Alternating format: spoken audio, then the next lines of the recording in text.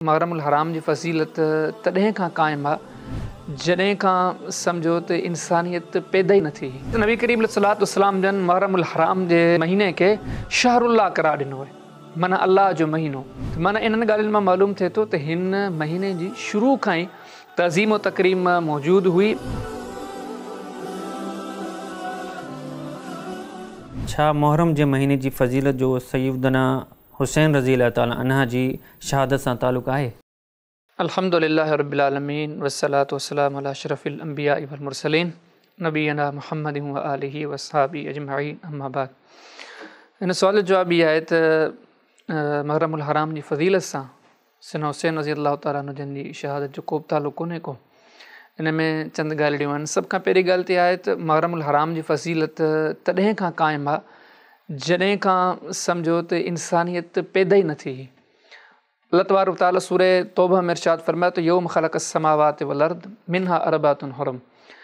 त अल्लाह ताला जॾहिं ज़मीन ऐं आसमाननि खे ठाहियो उन टाइम खां अल्लाह ताला 4 महीननि खे हुरमत वारो ऐं तज़ीम तकरीम वारो बनायो। त उन 4 महीननि में मुहर्रमुल हराम जो महीनो बि शामिल आहे। हदीस किताब सही बुखारी में किताबुल मग़ाज़ी में बाब हज्जतुल विदा में नबी करीम सल्लल्लाहु अलैहि वसल्लम जो फरमान आहे। पाण के वसल्लम फरमाईंदा त उन 4 महीननि मां मुराद ज़िलक़द, ज़िलहज, मुहर्रम ऐं रजब जो महीनो आहे। त माना उन टाइम खां मुहर्रमुल हराम जी फ़ज़ीलत पंहिंजी जाइ ते क़ाइमु आहे। ऐं उन खां पोइ जेकॾहिं क़ुरान सुन्नत ॾिसी मुतालो कयूं था त नबी करीम सल्लल्लाहु अलैहि वसल्लम जी बेसत खां अॻु में बि तक़रीबन हर ज़माने में मुहर्रमुल हराम जी फ़ज़ीलत क़ाइमु आहे। त नबी करीम सल्लल्लाहु अलैहि वसल्लम जी आमद खां अॻु में पुराणो तरीन मज़हब जी यहूदी मज़हब हुयो। हदीस किताब सही बुखारी में किताब सियाम में इमाम साहब बाब क़ाइमु कयो त आशूरा जे रोज़े जो बयानु। उन में हदीस आंदी अथऊं त यहूदी बि इन महीने जो एतिराम कंदा हुआ। माना यहूदीन जे मज़हब में बि इहो महीनो मोहतरम हुयो। उन खां पोइ ॿियो पुराणो मज़हब आहे नबी करीम सल्लल्लाहु अलैहि वसल्लम जी आमद खां अॻु में ईसाईयत या मुशरिकीन मक्का जो जेको मुशरिकाना नज़रियो हुयो। पर हदीस किताब सही बुखारी में किताब सियाम में साॻे बाब में इहा बि हदीस मौजूदु आहे त अहले मक्का वटि बि यानी कि मक्का में मुशरिक मौजूदु हुया ऐं गॾो गॾु हुन मक्का में ईसाई बि मौजूदु हुया। त उन्हनि वटि बि मुहर्रमुल हराम जी फ़ज़ीलत वारो मामिलो मौजूदु हो। उनखे इज़त जी नज़र सां ॾिसंदा हुआ ऐं हुरमत वारो महीनो उनखे तसवुरु कंदा।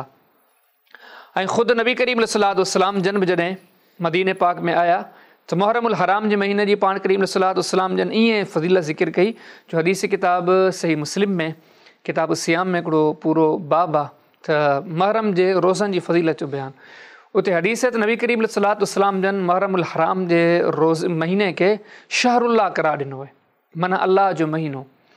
हाणे हिन समूरी हक़ीक़तनि ते ग़ौर कयूं त इंसानियत खां अॻु में अज़ल खां अवल खां इन महीने जी हुरमत तज़ीम तकरीम मौजूदु आहे। यहूदियत जे मज़हब में इन महीने जी तज़ीम तकरीम मौजूदु आहे। ईसाईयत जे मज़हब में इन महीने जी तज़ीम तकरीम मौजूदु आहे। ऐं नबी करीम सल्लल्लाहु अलैहि वसल्लम जन जे ज़माने में इन शइ जी इन महीने जी तज़ीम तकरीम मौजूदु आहे। जॾहिं सैयदना हुसैन रज़ी अल्लाह ताला अन्हु जन जी शहादत जो वाक़ियो त सन 60 हिजरी में पेश आयो आहे। त माना इन्हनि ॻाल्हियुनि मां मालूम थिए थो त हिन महीने जी शुरू खां ई तज़ीम तकरीम मौजूदु हुई। इन जी तज़ीम तकरीम जो सैयदना हुसैन रज़ी अल्लाह ताला अन्हु जन जी शहादत सां को ताल्लुक़ कोन्हे को। ऐं इन खां पोइ वरी ॿी हिकिड़ी आम ॻाल्हि आहे। उहा आम ॻाल्हि इहा आहे त कंहिं बि वॾे खां वॾी शख़्सियत जे पैदाइश या वफ़ात इन सां कंहिं बि महीने जी तज़ीम ऐं तकरीम ते फ़र्क़ु कोन थो पए। ॾिसो जेकॾहिं अगरि इन शइ सां कंहिं ते फ़र्क़ु पवंदड़ हुजे हा त सभ खां वॾो मुक़दस महीनो उहो हुजे हा जंहिंमें नबी करीम सल्लल्लाहु अलैहि वसल्लम जन पैदा थिया, या सभ खां मुक़दस तरीन महीनो उहो हुजे हा जंहिंमें नबी करीम सल्लल्लाहु अलैहि वसल्लम जन जी वफ़ात थी, यानी कि रबीउल अव्वल जो महीनो। पाण करीम सल्लल्लाहु अलैहि वसल्लम जन जी पैदाइश जो मामिलो इख़्तिलाफ़ी है, बहरहाल इन बारे में काफ़ी सारा अक़वाल आहिनि। पाण करीम सल्लल्लाहु अलैहि वसल्लम जन जी वफ़ात जे मामले में इहा शइ कन फ़रमात पाण करीम सल्लल्लाहु अलैहि वसल्लम जन जी वफ़ात रबीउल अव्वल जे महीने में थी आहे। पर पाण करीम जी पैदाइश ऐं वफ़ात जे करे रबीउल अव्वल जी फ़ज़ीलत न पाण करीम सल्लल्लाहु अलैहि वसल्लम जन बयानु कई, न ते सहाबा किराम रिज़वानुल्लाह अलैहिम अजमईन बयानु कई। ईअं ते अंबिया जी पूरी जमात सहाबा किराम रिज़वानुल्लाह अलैहिम अजमईन उन्हनि जूं शहादतूं उन्हनि जूं पैदाइशूं। त हिन नुक़्ते ते ॾिसो जेकॾहिं कंहिंजी पैदाइश सां या कंहिंजी वफ़ात सां को महीनो मोहतरम थिए हा पोइ त पूरो साल मोहतरम आहे। छो त अंबिया असहाब औलिया ही जेके नेक साले माण्हू न तक़रीबन हर महीने में कंहिं न कंहिंजी पैदाइश आहे, हर महीने में कंहिं न कंहिंजी वफ़ात आहे। जेकॾहिं कंहिंजी वफ़ात सां या पैदाइश सां को महीनो मोहतरम थिए त पोइ त सभु महीना मोहतरम आहे। त माना ॿी ॻाल्हि इहा आहे त इन शइ सां जो को तालुक़ ई कोन्हे कंहिंजी पैदाइश सां या कंहिंजी वफ़ात सां। बल्कि आउं टी ॻाल्हि बि हिकिड़ी ज़िक्र कंदो हलां जो इहे शयूं जनम तॾहिं थियूं वठनि जो असांजे मुआशिरे में ख़ासि तौर ते पंहिंजो सिंधी जो ई सेक्शन आहे त असांजे सिंधी माण्हुनि जी अक्सर सोच इहा हूंदी आहे त अगरि इन महीने जी का फ़ज़ीलत आहे ज़रूरु को सबबु हूंदो।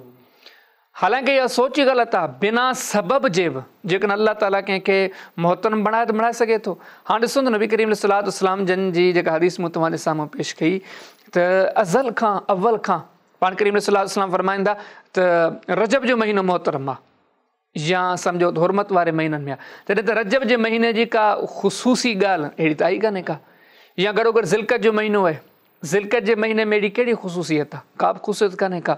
त इहा जेका सोच आहे त कंहिं सबब जे करे कंहिं वजह जे करे कंहिं महीने जी इज़त आहे, माण्हू इहो सोचे करे चवंदा त न मुहर्रम हराम जी फ़ज़ीलत बि आहे, ज़रूरु को सबबु आहे, त इहा सोच ई ग़लति आहे। अल्लाह ताला बिना सबब बिना वजह जे बि बाज़ महीननि खे जेको सो मोहतरम रखियो आहे।